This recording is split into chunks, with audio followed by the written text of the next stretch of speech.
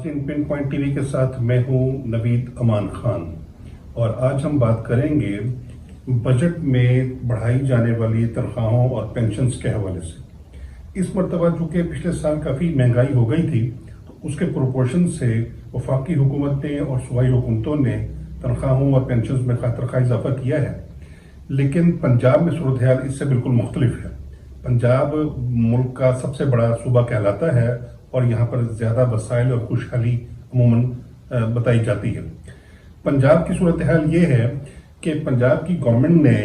पंजाब के मुलाजमीन की तनख्वाहों को इनिशियल सैलरी पर बढ़ाया है, जबकि वो रनिंग सैलरी पर बढ़ाना चाहिए कि जो मौजूदा बेसिक सैलरी है उस पर 35% या 30% जो भी इजाफा हुआ वो उस पर होना चाहिए था, जबकि उन्होंने उसका इनिशियल पे किया है। यानी जब वो कोई कहीं भर्ती हुआ था कोई भी मुलाजम ग्रेड 1 से लेकर 16 तक, तो उसकी जो तनख्वाह उस वक्त थी उस पर बढ़ाना नहीं बल्कि जो मौजूदा है उस पर बढ़ाया जाना चाहिए। तो ये भी गवर्नमेंट्स अपनी अपनी जगह पे जहां उनका दाव लगता है गरीबों पर या उन तबकात पर जो बहुत ज्यादा पिसे हुए हैं, तो वो अपनी फनकारी दिखाते हैं और वो अपना दाव जरूर लगाते हैं। तो यही गवर्नमेंट पंजाब की गवर्नमेंट ने किया। अगरचे पंजाब की गवर्नमेंट इसमें इस तरह की तब्दीलियां करने का इस्तेकाक इसलिए नहीं रखती कि वो एक अबूरी हुकूमत है, इंटरिम गवर्नमेंट है और इंटरिम गवर्नमेंट के पास इस तरह की इख्तियारात नहीं होते। हुआ पंजाब में ये है कि 35% बेसिक पर दिया जाना चाहिए था और 17.5% जो पेंशन बढ़ाई गई है बाकी सूबों में, पंजाब में वो 5% बढ़ाई गई है और वो भी बेसिक इनिशियल पे, जबकि रनिंग पे होनी चाहिए। और इस सिलसिले में आप ये देखिए कि हजारों मुलाजमीन जो ग्रेड 1 से लेकर 16 तक के हैं वो अपने अपने दफातर को छोड़कर अपने अपने घरों को छोड़कर इतनी गर्मी में लाहौर आके वो पंजाब असेंबली के सामने धरना देके बैठे हुए हैं और वो अपने हुकूक के हुसूल का तकाजा कर रहे हैं। प्रॉब्लम ये है कि हुकूमत को अपने तमाम तबकात के हुकूक का ख्याल रखना चाहिए, लेकिन मसाइल यहाँ पे पैदा हो जाते हैं जब तक हुकूमत की इस चीरादस्तियों की वजह से जो मुतासरा तबके हैं या लोग हैं वो जब तक आवाज बुलंद न करें, शोर न डालें, वो एहतजाज न करें, वो तोड़ फोड़ न करें, अगर वो ये रास्ता इख्तियार नहीं करते तो हुकूमत उनके मुतालबात सुनने पर कान भी नहीं धरती। और यहाँ पर ज्यादा अफसोसनाक बात यह है कि ये इतनी बड़ी खबर, इतनी इंपॉर्टेंट खबर जो है कि हजारों मुलाजमीन एहतजाज कर रहे हैं पंजाब असेंबली के सामने और मीडिया ने इतनी बड़ी खबर को नजरअंदाज किया। तो मीडिया का किरदार भी काबिल अफसोस है, काबिल मुजम्मत है। हमारा ताल्लुक मीडिया से है और हम वो तमाम खबरें जिनका ताल्लुक अवाम से या गरीबों से होता है हम उनको दबा देते हैं या उनको कवर नहीं करते या उसका एंगल चेंज कर देते हैं। तो ये बहुत ही ज्यादा मैं समझता हूँ कि एक प्रोफेशनल बददियानती है जिस पर मीडिया को तवज्जो करनी चाहिए और मीडिया को अपना किरदार अदा करना चाहिए। उसका ताल्लुक वो तमाम पिसे हुए तबकात की हुकूक के लिए आवाज बुलंद करना है जिसके लिए हुकूमतें और हुकूमत के साथ मौजूद अपोजिशन आवाज बुलंद नहीं करती, क्योंकि हुकूमतों को तो अपने मामलात से दिलचस्पी है और अपोजिशन को भी आप यकीन माने कि अपने ही मामलात से दिलचस्पी है। वो भी नहीं चाहते कि वो भी अवाम की बात करें या अवाम के लिए असेंबलियों में कोई आवाज उठाएं। वो भी उन्हीं बिलों की बात करते हैं जो बिल वहां मंजूर होते हैं असेंबलियों में और उनके हुकूक का तहफ़्फ़ुज़ करते हैं। पिछले 1.5 बरस में, बल्कि पिछले 5 बरस में अगर आप देख लें तो सैकड़ों ऐसे बिल पास हुए हैं जिनका ताल्लुक सरासर असेंबली के मेंबरान के साथ है, उनके हुकूक के साथ है और उनके मुफादात के साथ है। और उनमें से एक भी ऐसा बिल नहीं है जिसका ताल्लुक अवाम के मसाइल से या अवाम के मामलात से या अवाम के हुकूक के मुतालिक हो। तो इसलिए मैं ये समझता हूँ कि इस रवैये को हुकूमत और अपोजिशन को भी देखना चाहिए, उनको अपना रवैया को बदलना चाहिए। वो हुकूमतें ऐवानों में इन्हीं अवाम के वोटों से और इन्हीं अवाम की मदद के साथ वो वहां पर पहुंचती हैं और अगर इन्हीं की आवाज उन्होंने बुलंद नहीं करनी और अपने ही केसेस को खत्म करना है और अपने ही मसाइल को खत्म करना है और अपने आप को ही उन्होंने प्रिविलेजेस देनी है, तो इस असेंबली और इन ऐवानों के कायम होने का कोई जवाब नहीं रह जाता। अब आप देखिए कि जो सादिक सजलानी साहब चेयरमैन सेनेट हैं, انہوں نے اپنے حقوق کے کو جو ان کو ملے ہوئے ہیں جو ان کی پریولیجز ہیں اس پر اکتفا نہیں کیا،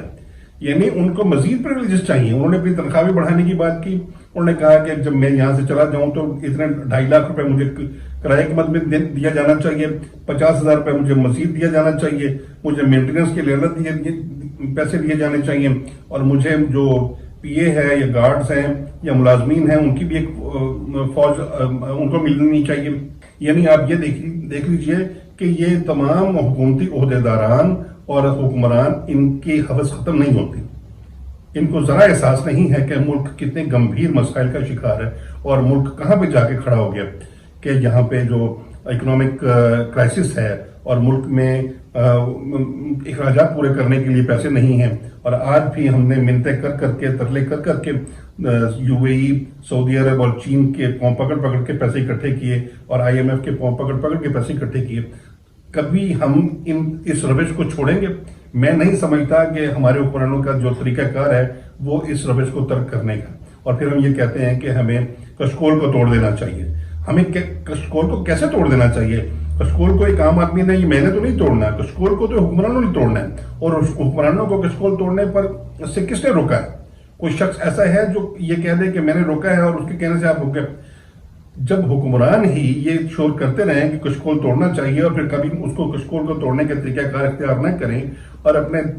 جو طرز عمل ہے، طرز حکومت ہے، طرز سیاست ہے، اس کو نہ بدلیں، تو کس طریقے سے کشکول ٹوٹے گا؟ میں نہیں سمجھتا کہ یہ وقت آئے گا کہ ہم کبھی بھی کشکول توڑ سکیں گے، ہم کبھی بھی آئی ایم ایف کے آگے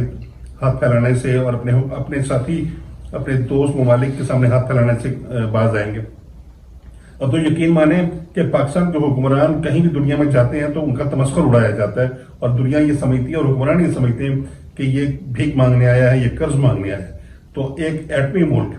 ایک اتنا بڑا ملک، اتنا مسائل سے مالا مال ملک، اور اس کے حکمرانوں کی غلط پالیسیوں کی وجہ سے، غلط طرز عمل کی وجہ سے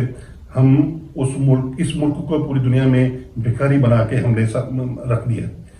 یہ صرف اس حکومت کی بات نہیں ہے، جو حکومت بھی آتی ہے۔ کیا پچھلی پی ٹی آئی کی گورنمنٹ نے، عمران خان صاحب نے کوئی کمی چھوڑی تھی؟ انہوں نے کیا کچھ نہیں کیا۔ انہوں نے کہا تھا کہ میں آئی ایم ایف سے قرض نہیں لوں گا، میں خودکشی کرنا اس کے لیے اس سے بہتر سمجھوں گا، لیکن انہوں نے خودکشی کی نہیں۔ انہوں نے ہزاروں ارب روپے کے قرض لے لیے اور ملک کو یہاں تک اس حال کو پہنچا دیا۔ اب جو پی ڈی ایم کی گورنمنٹ آئی تو وہ بھی ظاہر ہے یہی سہارا لے رہی۔ کب تک ہم آئی ایم ایف کے سہارے وقت گزاریں گے؟ ہمیں اپنے وسائل پر،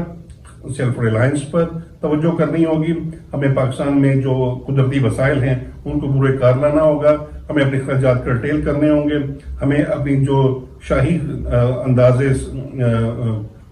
طرز زندگی ہے اس کو بدلنا ہوگا، ہمیں جو گاڑیوں کے فلیٹ ہیں وہ کم کرنے ہوں گے، ہمیں جو پریولیجز ہیں ان کو اس قوم کی فلاح کے لیے، اس قوم کے بہتر مستقبل کے لیے، اس قوم کے نونہاروں کے بہتر محفوظ مستقبل کے لیے ہمیں انہیں کرٹیل کرنا ہوگا۔ جب تک ہم ان تمام چیزوں پر، ان تمام عوامل پر عمل نہیں کریں گے، میں نہیں سمجھتا کہ پاکستان کبھی بھی آئی ایم ایف کے چنگل سے نکل سکے گا اور کبھی بھی وہ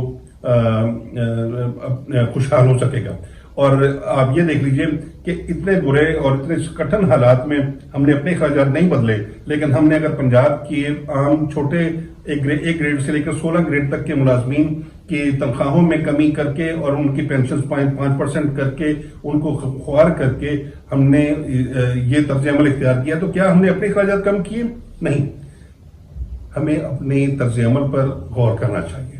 ہمیں اس بات پر اس کا احساس کرنا چاہیے کہ جو پسا ہوا طبقہ ہے اس کا کوئی پرسان حال نہیں ہوتا۔ اس کو حکومت سال کے بعد اگر 15% یا 17% انہوں نے پینشن میں اضافے کا فیصلہ کیا ہے تو اس کو 17.5% پہ رکھیں، 5% نہ کریں، کیونکہ باقی تمام صوبوں نے، بلوچستان جیسے صوبے نے بھی 17.5% کہا ہے، تو ہمیں بھی چاہیے کہ ہم یہ 17.5% کریں۔ اور جو سیلری ہے وہ اگر 35% سب نے کی ہے تو پنجاب میں بھی 35% وہ رننگ پہ ہونی چاہیے، رننگ جو بیسک سیلری ہے اس پہ ہونی چاہیے۔ پنجاب کے ان ملازمین کے بارے میں میں چاہتا ہوں کہ حکومت کے اوپر توجہ دے اور ان کو ان کے حقوق پہنچائے جائیں۔ آج کے لیے اتنا ہی، اجازت دیجیے، اللہ نگہبان۔